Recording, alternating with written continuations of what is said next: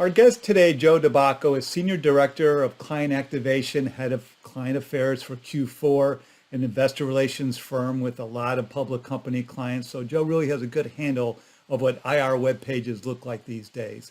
I'm Brock Romanek, today on Zippy Point.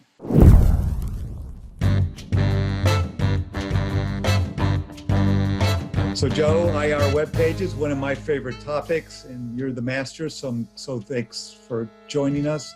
And so we're going to start out at looking at some examples of what are good IR web pages that you recommend that people check out, and what's your first example? Well, I guess when we talk with clients about web pages, obviously there's a subjective and an objective element to assigning something as good. In terms of objective, I think clearly content and information is what we anchor a lot of those comments around. Rider is definitely a great example when we like to point out to clients. From an audience perspective, I think what this site does really well, certainly as an investor, is within this section here about Rider. So in particular, as I said, data and content is really what's important. I think Rider does an excellent job of really laying out what it is they do, breaking down their business. They talk about their strategy in very kind of interactive ways with infographics and tables and charts, core values, all of this material. It's one long scroll, but it allows you to kind of click through at your pace. And it really easily summarizes for an audience why invest, which is a key message that I think any good IR site aims to achieve. And despite the fact that it sounds maybe obvious, not all sites, in my opinion, do it as effectively. And I think the one thing that stands out here is clearly this is something that was done thoughtfully and over time. It's not just a couple of bullet points pulled together, at the time that they were building the site. This is clearly a core part of their communication platform, and it definitely reflects well when they put it all together in their IR site. So I think that's one example. Etsy and I'm most surprised that more companies don't have the case, their business case for why their company is a good investment. I think that's a great tab and good information. Yeah, and it's certainly becoming more prevalent. I mean, certainly that's a huge, best practice that we push with our clients. I think one of the big barriers typically is that content. While the information is out there, in some cases the IR team that we're working with hasn't had the time or capability to kind of distill that into a couple of sound bites or infographics for their site.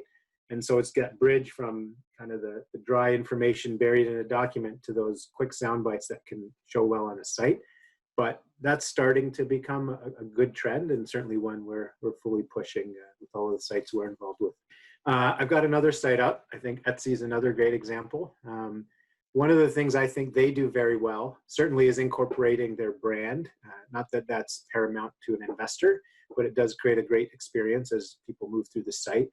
The key here is how they bring forward their content. So one of the things we always talk about as well is kind of eliminating that barrier, and screen share opportunities such as this or slide viewers, which allow a user to literally walk through a PDF document without downloading or saving.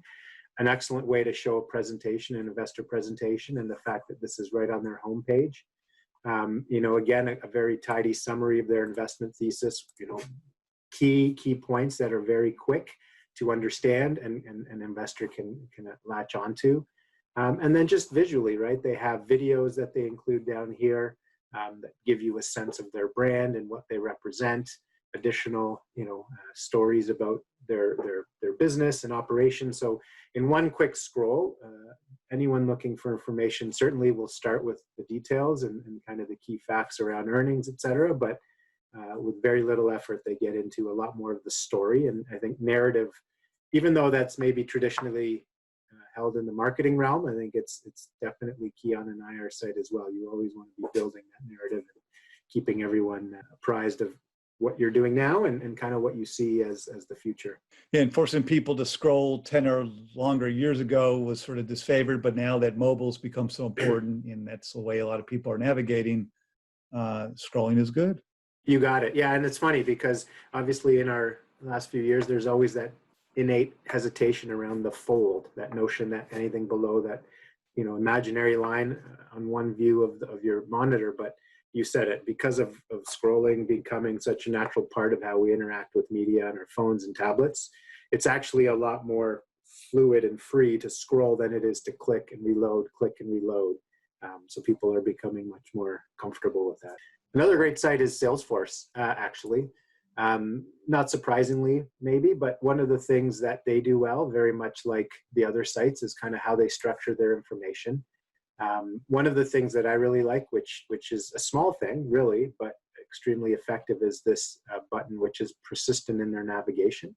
And what it does is it allows you at any point to immediately kind of access their presentation, their most recent investor presentation. Now, you know, against what I just said, I think it'd be an even better approach if this was a embedded slide viewer mechanism, which is certainly something that is always available as an upgrade, whereas this loads the PDF in full.